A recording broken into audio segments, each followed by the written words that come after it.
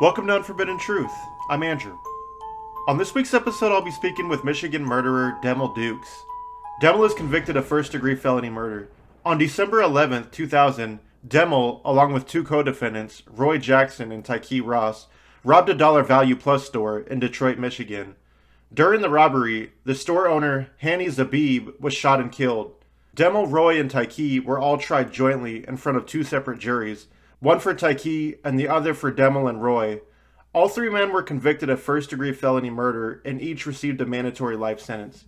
Here's my interview with Demel Dukes. Hello, this is a prepaid call from Demel Dukes.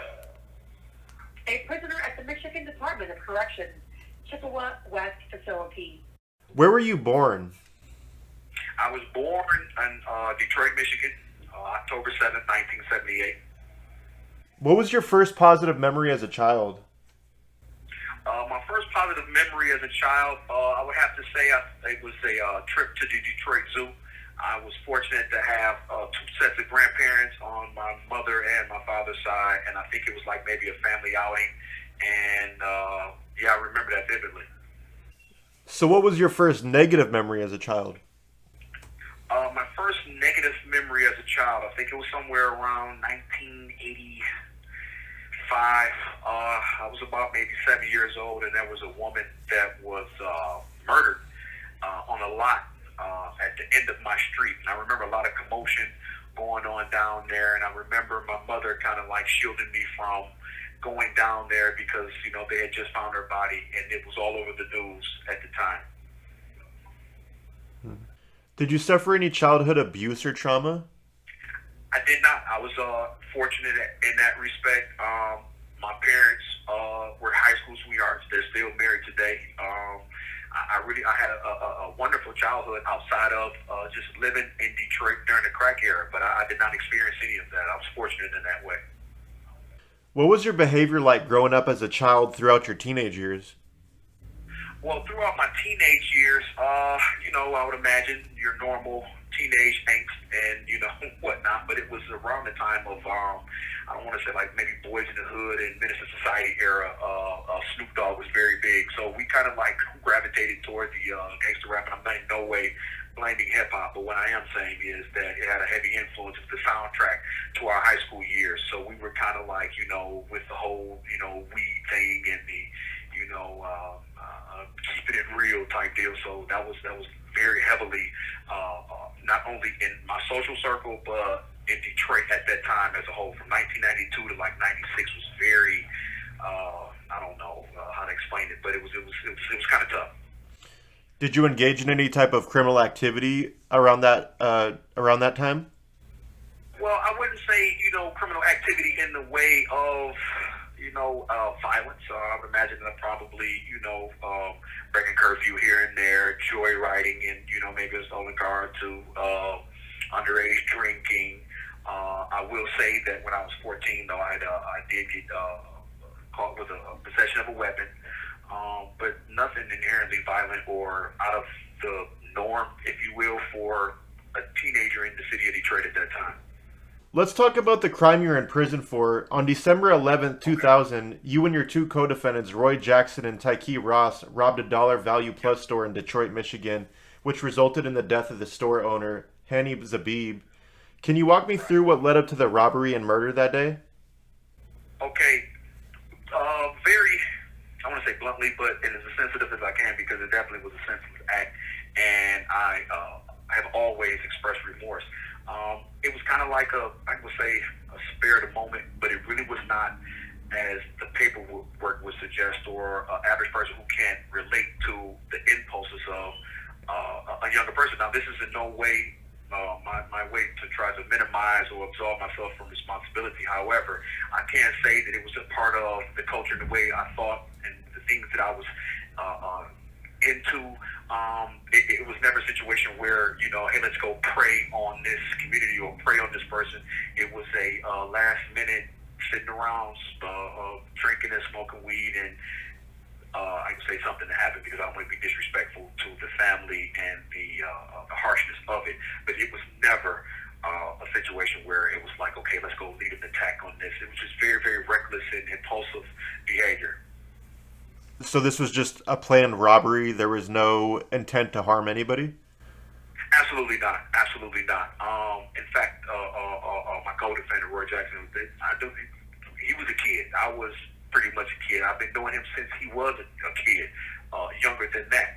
And none of us were those kind of guys. Nothing in our personal lives or our institutional jackets back then, even or now, would suggest that we were, or that he was, and me and Tykee were inherently dangerous and just very boneheaded and very irresponsible and reckless.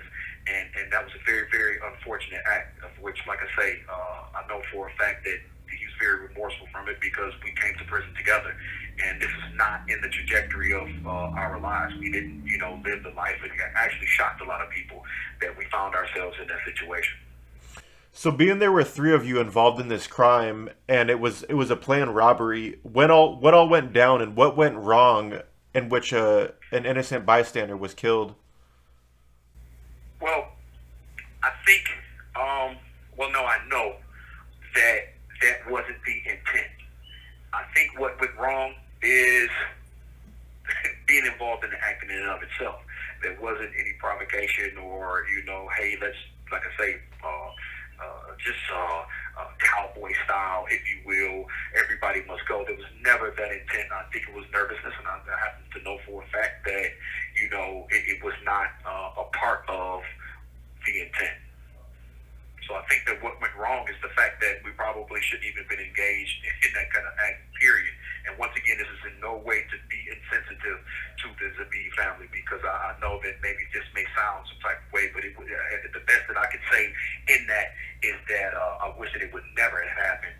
And what was wrong is the fact that it even took place. So that's the best that I could say for that, from my involvement in those, speaking for those two guys as well. Are you able to talk about the participation all three of you had during the commission of the crime? I don't know about those two. I don't know their level of appeals, but I know that Roy Jackson was subsequently resentenced because of the juvenile lifer situation. So I don't know exactly what was offered at his resentencing, but it was pretty much, a lookout. I grabbed the money. He had the gun went off, and the rest is what they call factual history. How much money did you guys end up taking during the robbery? To be honest, in these 20 years, I can't even, once again, I don't want to be flippant, but I don't even remember, to be honest with you. I honestly don't. What was going through your mind during the commission of the crime? I don't know if it makes sense how I'm trying to explain it. I would imagine everybody has it, I guess you call it conscious, something like, don't do this, but I suppressed that in my mind, and it was just going through the motions, and it was like in slow motion, if that makes sense. And during and after, and it was more of the same after, and like, okay, well, let's drink it away, smoke it away, don't think about it until we had to deal with it.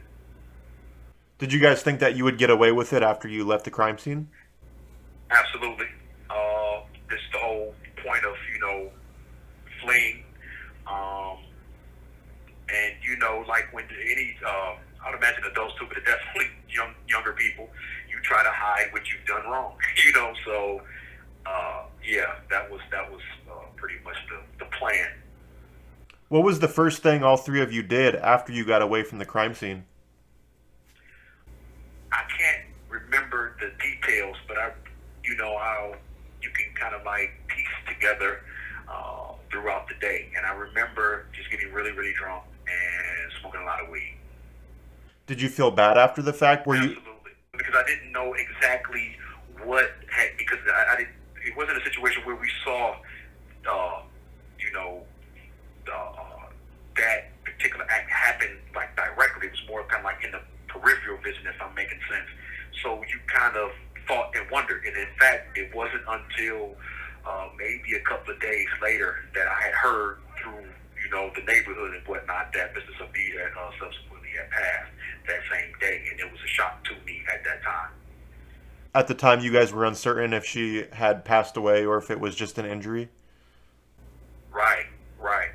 How did you guys all feel after you found out that the victim in this case did die of her injuries?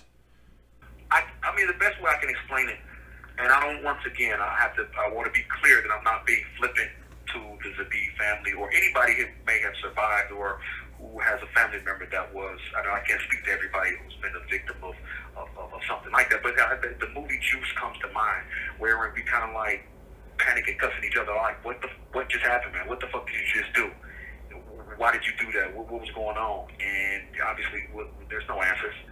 And okay, well, dealing with it is, especially at that time, 22 years old, just turning 22, 3 children of my own. The way to deal with it is to not deal with it, to once again smoke and try to drink it away. But from the very outset, we were all like, "What just happened?" So, a month or so after the crime occurred, you're arrested on January 9th, 2001. What was running through your mind after you were charged and finally in handcuffs? At that time, stress is not even the word for it that would adequately express. It was just the shock. I had never been in the criminal justice system to that degree before. I knew and had friends and had a culture around me that was, the shadow of death is always in Detroit. It has always been since I was a kid growing up. But I never would have thought that I would have found myself, in the thick of it. And it was just surreal. It was just very, very surreal and just dirty and dank. And, I had to grow up really quick. When you were in custody, at any point in time, did the prosecution offer you a plea deal, whether that was to testify or to just plead guilty and receive a lesser sentence? To be honest, I don't know because I hadn't had the opportunity. The only time I saw the prosecuting attorneys is when I was in court, and I know that you won't necessarily personally see them, but I don't even remember my representation at the time. I had a guy named Robner was my first attorney. He was kind of like, I'm gonna say this last leg to be disrespectful to him, but he was kind of like on his last leg, overworked. He was appointed to case, and it was just going through the motions. By the time I got to trial, I had another guy named George Dovis who was pretty much more of the same. So I don't know what they worked out. And I had been trying through the retrieval of transcripts and whatnot to try to figure that out. But as far as I knew, I was not aware of that. And I suspected that maybe they would have. But once again, I was just dealing with the pressures of going through it, so I didn't even ask. I was just from court date to court date and surviving the county jail. You and your co-defendants are ultimately charged and convicted, receiving a mandatory life sentence for the murder, plus additional time for the robbery. How did you feel when you were handed down your sentence? Devastated. I can't even, once again, surreal. I think I was just pretty much on autopilot. I knew that what the sentence entailed. I knew what was coming, and once it was handed down, I was just going through the motions. I know that it settled in when I got back to the county jail, and I knew that I wasn't going to come home, which was, very, very emotional because it was ironically my daughter's second birthday. The day that I got found guilty, December 17, 2001, was her second birthday. When I called home they was having her birthday party, they were also lamenting about my mandatory life sentence. So you've been incarcerated going on 20 years now. What does a typical day in prison consist of for you? Well, now because of COVID, it's very, very limited movement. I have seen men that were friends of mine that we literally grew up in prison, lost their life to this pandemic. It typically is a day of, for me, study. You have 1 minute remaining. Many things, primarily just trying to stay safe as possible. But the way that I can explain it is just, reading. If you want to watch TV, it's there for you. If you want to play cards, it's there for you. Recreation is kind of minimal because of the COVID-19 virus. You're a part of a group called the National Lifers Association. Tell me a little bit about that. What does that entail, and what are some of the objectives and long-term goals for the group? Okay, National Lifers of America primarily is a organization that deals with the specific education, upliftment, and the advancement of job skills, coping, living skills, and whatnot of not just lifers, but anybody that is incarcerated. In order to sit on the executive board and the national board in here, you should, or it's in the bylaws that you have to be a lifer. And one of the many things that we do outside of special events in terms of bringing people in to run workshops and whatnot, we have created self-help classes, primarily compassion and accountability, a parole prep workshop, ethical challenge where, we challenge the morality and what should we do, when to do it, what is right and wrong.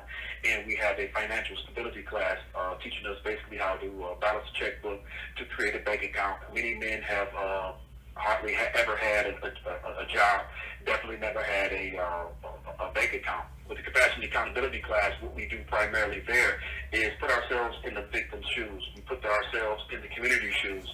We write anonymously at the end of the capacity accountability classes. We write a letter anonymously to children of incarcerated parents through a group called the Pure Heart Foundation. We work with a woman by the name of I forget her name now because she runs a workshop in Rikers Island dealing with women that are incarcerated, Gigi Blanchard. And we write anonymously to them, letting them know on the front end before they go to prison that, they're more than the worst thing that they've ever done. So the NLA, in addition to self-help classes and whatnot, we also try to get laws changed and are very instrumental in the litigation of trying to put cap on life, ending truth and sentences in Michigan, and advancing second chance legislation. Since working with the National Lifers Association, has there been any progress in any people's cases, especially life sentences? Has there been any whether it be sentence reductions or resentencing after you guys have been advocating? I guess the best way to sum that up is the old cliche that the wheels of justice turn slow. So there hasn't been any, a flashpoint of victories, if you will, but there have been gradual movement. There's conversations that have taken place that I happen to know for a fact that is a great result of not just this chapter here at Chippewa Correctional, but many different chapters throughout the state of Michigan, where, like, closer to Detroit or Lansing, they're able to have legislators, constantly coming to the prisons, and our national agenda is some of those things that I just discussed. I wouldn't point to a particular individual's victory, but I will say that inspired from our work, you may have had movements such as in Michigan, there was a time where the parole board, for some reason, just arbitrarily began to say that life meant life. So if you were sentenced to parolable life, if you went up to the parole board from like 1990 to maybe just recently, you were, in fact, as far as the parole board was concerned, a lifer, wherein the law didn't say that. I happen to know it was the work of the NLA, amongst other groups in here, that began to push legislation and litigation specifically to kind of do away with that. And one of the primary lead plaintiffs on that case just passed, if I'm not mistaken, from COVID. The brother Hudson Bay, if I'm not mistaken. They were successful in basically changing the parole board's mind. That's all very interesting. It's this arduous task because there was a state representative or ex-state representative by the name of Joe Haveman that came in. He was over the Appropriations Committee for Prisons. And long story short, it's maybe about 4 years ago now. He came here and I asked him in front of probably about maybe 200 people in our auditorium here or our gymnasium. And I asked him, can you walk us through the process by which those that pass laws that don't necessarily represent the districts that are hardest affected by those laws? And he admitted that most of the time, man, those lawmakers, they make the decisions based on what their constituents' fears may be. And what their constituents' fears may be guided by news media, may be guided by misconceptions, may be guided by stereotypes and whatnot. And that he had some of those hardness. He was a Republican, a conservative, to be specific, he said.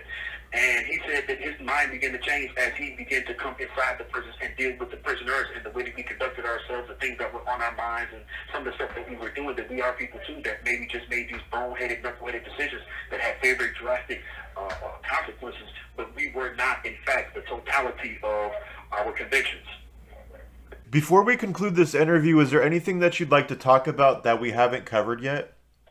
Primarily, I would like to say, once again, I can imagine that you have some people that have absolutely zero tolerance for anything in the way of violent crime. They may have zero tolerance for people who may have done these harms and who now seek redemption or a second chance. And I get it. All I ask is if you would understand and if you would listen. Now, there was a study done by a woman by the name of Demel Dukes. I think she was the Vera Institute for Justice in New York. Long story short, she had done a study wherein they did a poll of 90% of the people that were polled that were victims or survivors of violent crimes. They said that they were offered something other than incarceration or prison, would they have taken it? And something other is basically restorative justice, some type of closure wherein the person who did the harm, the victim's family or the person themselves, and maybe through an arbitrator of some type of a judge or mediator or whatnot, that it will probably, bring a little bit of wholeness back to the community and taking a holistic approach to violent crimes and whatnot. That study is telling to me because in that study, the article was written by Michelle Alexander in the New York Times. I think it was June something, 2019. Long story short, 90% is very, very telling because you would think that the majority of people that were the victim of a violent crime would say, fine them, lock them up, throw away the key. That's not always the narrative. Even though there's a flip side to every coin, and once again, I'm in no way trying to diminish any persons that have survived a violent crime or a violent attack or something like that. All I'm asking is to just open up a dialogue and listen. I would like to say emphatically that I am more than the worst thing that I've ever done. And in my situation, being convicted of first-degree felony murder, armed robbery, for aiding and abetting, I literally was found not guilty of having a gun. I am not saying because of that I should be given special preference. All I'm asking is, should I really die in prison? I've been in here for 20 plus years. I have seen men who were in fact innocent until they gotten their relief. They were considered dangerous. They were considered murderers. And those same people hit the ground running, got out of here not to just dismantle the system, but to help to fix some of the communities that they come from, that they harm. These are friends of mine. These are comrades of mine. I stay linked up with them. There's more to prison, and there's more to prisoners. There's more to the ghetto story than just, crime and punishment. We have to really begin to look at how crime and punishment is meted out and acted out in this society. If prison is the place where society sends its throwaways and its failures, what does it say then if the society is failing? If they're in prison for the society? And once again, I'm not trying to, stand in the soapbox or anything like that, but these are things that we're going to have to grapple with because an overwhelming number of us are, in fact, starting to get out, and we have concerns of public safety. We have concerns of school choice. We have concerns of healthcare, just like every other citizen. It's just that we have, in many respects, had very, very terrible incidents and maybe a couple of years of terrible incidents. I'm not speaking for the whole, but you never know. So I just wanted to be looked at as a concerned citizen and a human being. That was my interview with Demel Dukes. Thank you for listening. Unforbidden.